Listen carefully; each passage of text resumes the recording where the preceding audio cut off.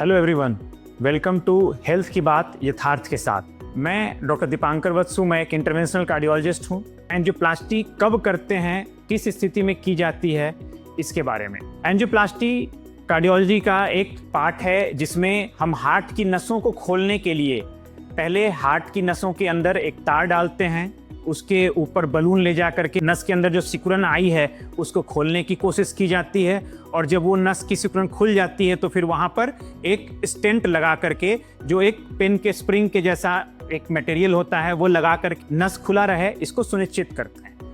Angioplasty करते कब हैं?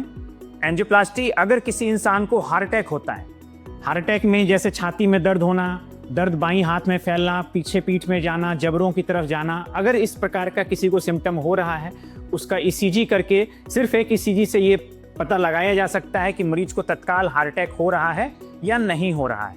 अगर किसी को हार्ट अटैक है तो तत्काल रूप से उसकी एंजियोग्राफी करके जिस भी नस में ब्लॉकेज है उसको आइडेंटिफाई किया जाता है और उसको स्टेंट डाल करके एंजियोप्लास्टी करके नस को खोल दिया जाता है। यहाँ पे सबसे इम्पॉर्टेंट पॉइंट जो है वो है समय। टाइम इज, जैसा हम कहते हैं टाइम इज मनी, वैसे ही हार्ट अटैक के केस में टाइम इज कार्डियक मसल।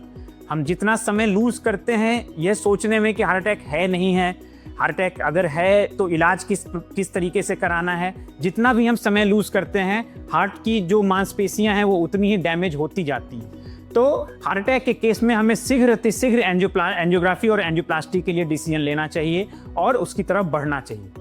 इसके अलावा एंजियोप्लास्टी अगर किसी इंसान को चलने में छाती में दर्द हो रहा हो, बैठने में आराम मिल जाता हो, चलने में सांस फूलना, चलने में घबराहट होना, अगर ऐसी दिक्कत हो रही है जो कि बैठने के बाद आराम मिल जाता है, तो ऐसी परिस्थिति में उनकी एंजियोग्राफी करके हार्ट की नसों को चेक किया जाता है।